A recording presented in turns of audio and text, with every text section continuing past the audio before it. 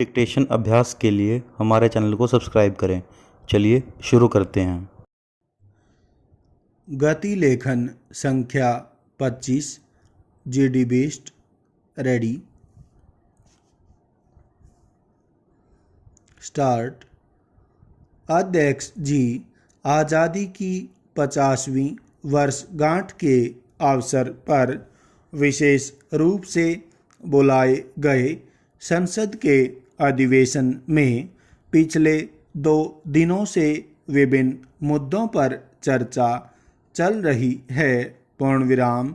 बहस में 4 मुद्दों का समावेश किया गया है, लेकिन पहले ही दिन आपने चाहा था कि यदि एक वक्ता अपनी बात को एक विषय तक सीमित रखे तो चर्चा ज़्यादा व्यवस्थित भी होगी और ज़्यादा सार्थक भी।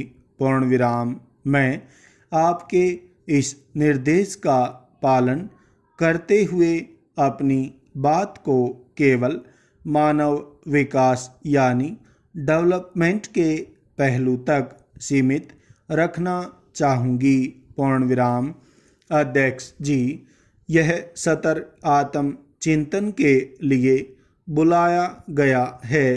पूर्णविराम। इसलिए इस सत्र में होने वाली चर्चा का तकाजा है कि चर्चा दलीय सीमाओं से ऊपर उठकर चले।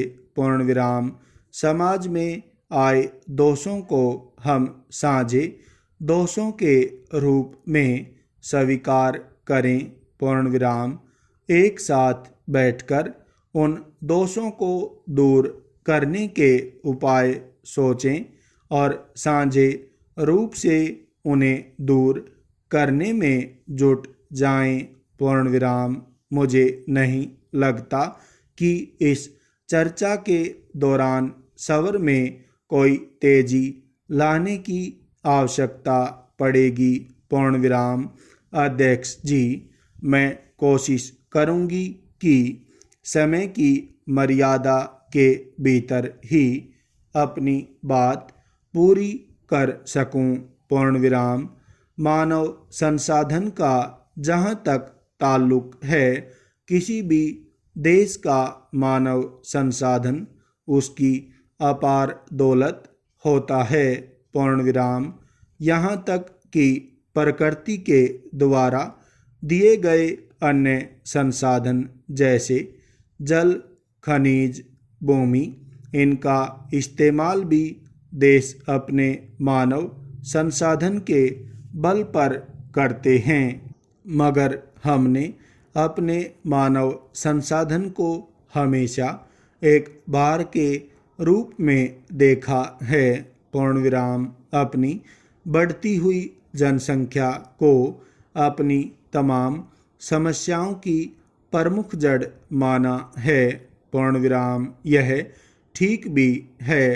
पूर्णविराम। इसलिए जनसंख्या नियंत्रण के उपाय साथ साथ चलें। पूर्णविराम। हम आबादी को कंट्रोल करने का प्रभावी कार्य चलाएं। पूर्णविराम। यह वांछनीय भी है और आवश्यक भी, लेकिन आज मुख्य प्रश्न यह है कि जो मानव संसाधन देश में मौजूद हैं उसका विकास हम कैसे करें। पूर्णविराम। यह एक बड़ा प्रश्न हमारे सामने है।